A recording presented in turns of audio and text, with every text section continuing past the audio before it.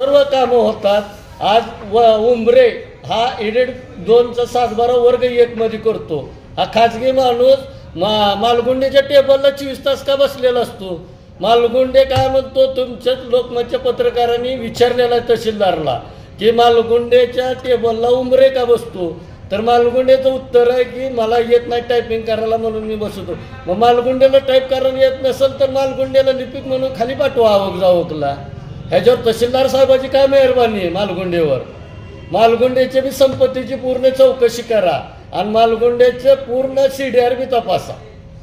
येणे लेआउटमध्ये आपल्या तुळजापूर तालुक्यात भरपूर भ्रष्टाचार आहे।